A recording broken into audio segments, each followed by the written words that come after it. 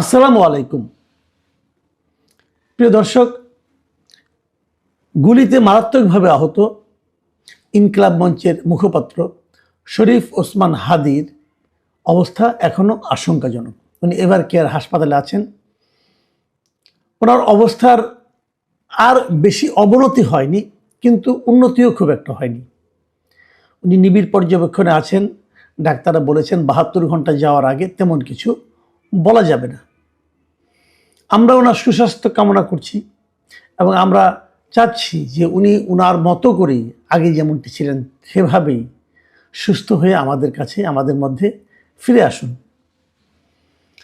এরই মধ্যে সরকারের দিক থেকে আমরা দেখেছি এবং বিভিন্ন ক্ষেত্র থেকে দেখেছি যে হাদিরকে কে গুলি করলো, কেন গুলি করলো, এগুলো নিয়ে নানা ধরনের আলোচনা হচ্ছে। সেই আলোচনাগুলোতে আমরা একটু অংশ নিতে চাই। যেমন ধরা যাক, গুলিটা কে করলো। এখন পর্যন্ত যতটুকু দেখা গেছে সিসিটিভিতে, যে একটা ওসমান হাদি যাচ্ছিলেন একটা ব্যাটারি চালিত রিক্সা দিয়ে, তার পাশে দিয়ে ডান দিক দিয়ে যে একটা মোটর বাইকে দুজন ছিল, পেছনের জন গুলি করেছে এবং গুলিটা অব্যর্থ ছিল, নিশানা অব্যর্থ ছিল। এটা দেখে অনেকে ভাবছেন উনি কি কোনো প্রশিক্ষিত ব্যক্তি, একটা চিন্তা আছে। আবার ওই ছবিতে যেগুলো দেখা যাচ্ছে, বেশ কিছু বিভিন্ন অ্যাঙ্গেলের ছবি পাওয়া গেছে। যে ছবিগুলো দেখে তার হাতে কি একটা ঘড়ি ছিল, ঘড়িটা দেখে পুলিশ এবং অন্যান্যরা বলছেন যে এই লোকটার নাম হলো ফয়সাল করিম দাউদ খান। এই লোকটা একসময় ছাত্রলীগের রাজনীতির সঙ্গে ছিল এবং গত জুলাই, এই বছর আগের বছর 24শে জুলাইয়ে ছাত্রলীগের বিভিন্ন মিছিলে তাকে দেখা গেছে। একটা ছবি আমি দেখলাম যে একজন লোক বাইক চালাচ্ছে, তার পেছনে সে বসে আছে। পেছনে বসে থাকতে সে পছন্দ করে বোধহয়, আমি জানি না ঠিক। পেছনে বসে আছে এবং বসার ভঙ্গি, চেহারা, এবং এটার মধ্যে অবশ্য হাদির এখানে অবশ্য তার মাথায় হেলমেট ছিল। তো মোটামুটি একটা ধারণা পাওয়া গেছে এই লোককে। এবং ছাত্রলীগের উনি সেন্ট্রাল কমিটিতেও ছিলেন। এখন একে ধরার জন্য পুলিশ হন্যে হয়ে খুঁজছে এবং তাদের মতো করে তারা ব্যবস্থা করছে। এর মধ্যে সরকার 50 লাখ টাকা পুরস্কারও ঘোষণা করেছে তাকে ধরিয়ে দেওয়ার জন্য। আমি নিজে আশাবাদী এই কারণে আমার কাছে মনে হয়েছে পুলিশ তাকে খুব দ্রুতই ধরে ফেলবে। সীমান্তগুলিতেও খুব কঠোর একটা ব্যবস্থা নেওয়া হয়েছে, নিরাপত্তা ব্যবস্থা, যাতে সে বেরিয়ে যেতে না পারে। নানাভাবেই তাকে ধরার জন্য উদ্যোগ নেওয়া হয়েছে এবং আমার মন বলছে যে সে আজকালকের মধ্যে ধরা পড়ে যাবে। আমি জানি না কি হবে, তবে আমি আশা করি ধরা পড়া উচিত, কারণ ধরা না পড়লে একটা বড় ক্ষতি হয়ে যাবে। সেই ক্ষতিটাকে আমি একটু পরে বলছি। এখন প্রশ্ন হলো, এই ফয়সাল করিম দাউদ খান লোকটা কে?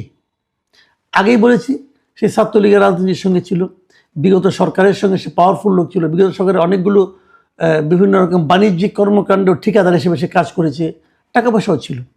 কিন্তু ইন্টারেস্টিং বিষয় হলো, একটু অবাক করা বিষয় হলো যে শরীফ ওসমান হাদির সঙ্গেও তাকে দেখা গেছে। শরীফ ওসমান হাদির যে ইনকিলাব মঞ্চের যে অফিস আছে, সেই অফিসে তার যাওয়া আসা ছিল।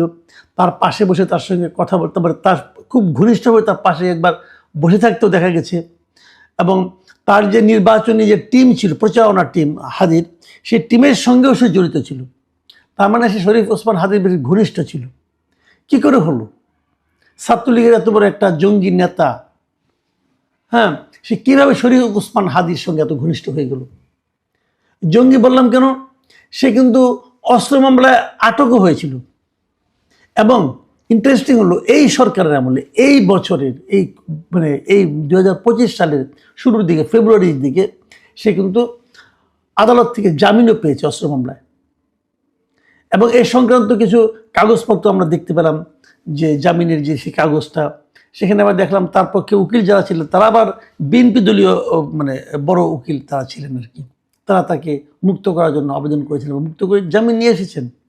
তো যে ছেলেটা অস্ত্র মামলায় আটক হলো, সে আবার জামিনও পেয়ে গেল, সে আবার অস্ত্র দিয়ে হাদিকে মারল। তারও চেয়ে বড় কথা হলো, হাদি কি জানতো না এই লোকটা কে? এই লোকটা যে ইয়ের সঙ্গে, ছাত্রলীগের সঙ্গে ছিল, এটা কি হাদি আনতেন না? না জানা তো কোনো কারণ নেই, কারণ সে তো আপনার বেশ প্রকাশিত নেতা, সবাই তাকে চিনত এবং সে আদালত থেকে বেরিয়ে এসেছে। তাকে উনি তার পাশে বসতে দিলেন কেন? এগুলো কিন্তু অনেকগুলি বিষয় আছে।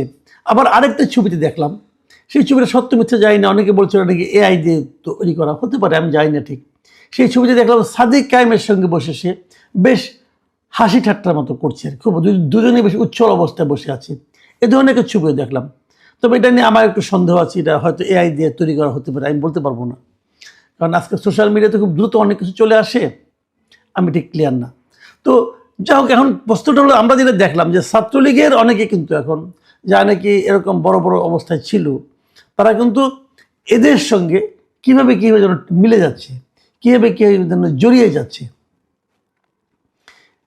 এই যে জড়িয়ে যাওয়ার বিষয়গুলো, এগুলো কেন, এটা কেমন রাজনীতি, এবং এই রাজনীতিটাকে আমি ভালো রাজনীতি মনে করি না, এবং এই রাজনীতির এই যে আপনার একটা মন্দ রাজনীতি, তারই ফল কিন্তু হাদিকে ভোগ করতে হলো, একটা জীবন মৃত্যু সন্ধিক্ষণে থেকে চলে যেতে হলো। তো এটা নিয়েও চিন্তা করা কিন্তু বিষয় আছে।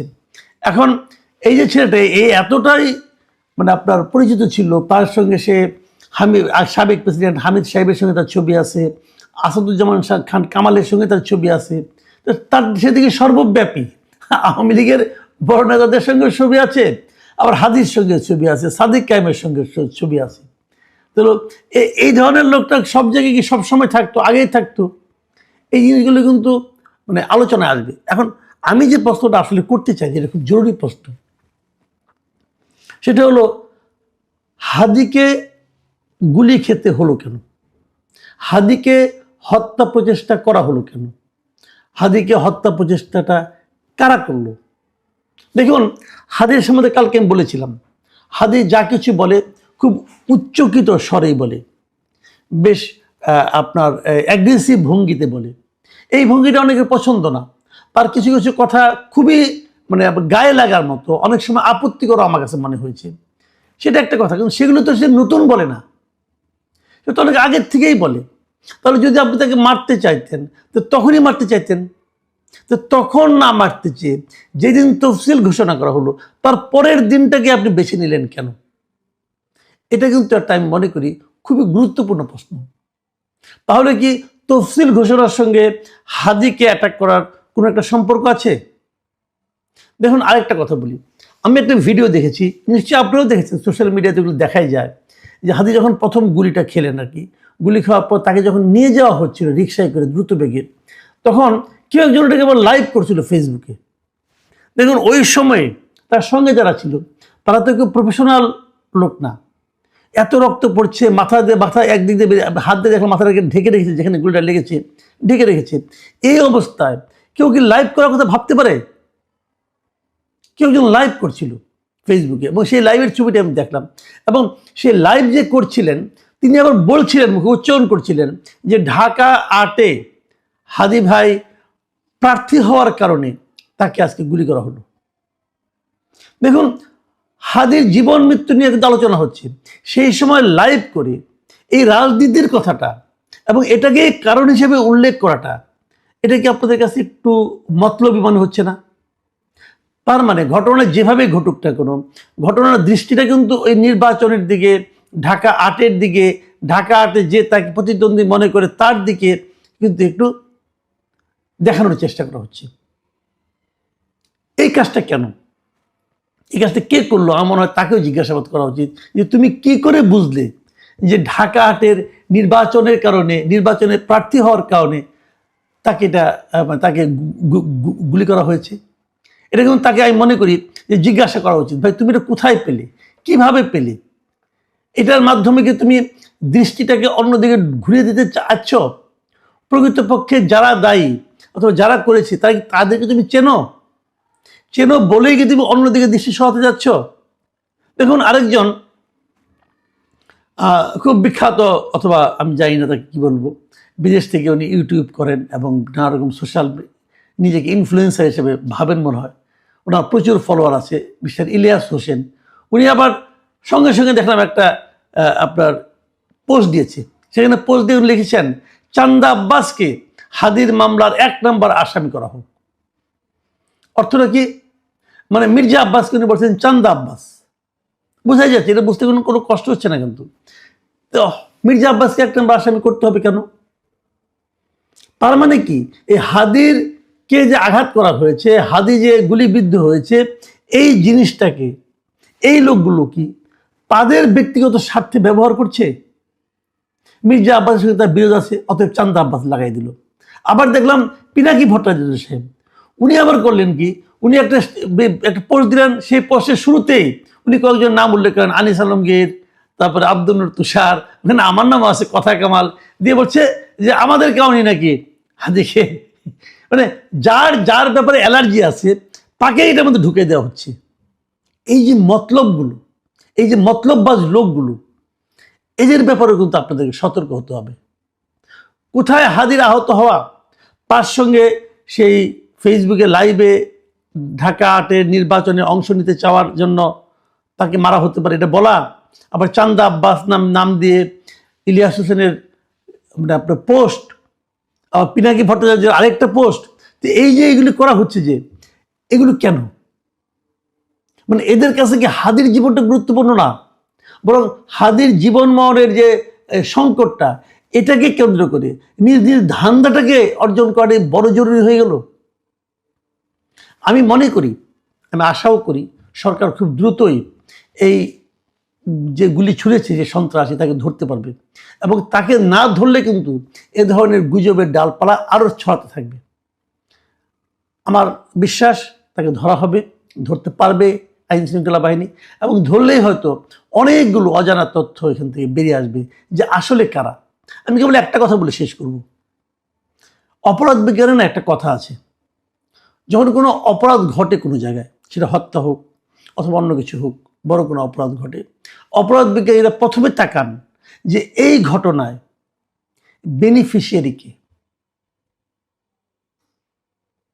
যে বেনিফিশিয়ারি তার দিকে সন্দেহ দৃষ্টিটা প্রথমে যায়। হাদি মারা গেলে অথবা হাদি এরকমভাবে মারাত্মকভাবে আহত হলে কার লাভ? নজরটা কে কোন দিকে ঘোরাতে যাচ্ছে, এগুলো মাথায় নিয়ে তদন্ত চলবে আমি জানি। আপনারাও এভাবে মাথায় রেখেই আপনাদের চিন্তাগুলোকে পরিচালিত করুন।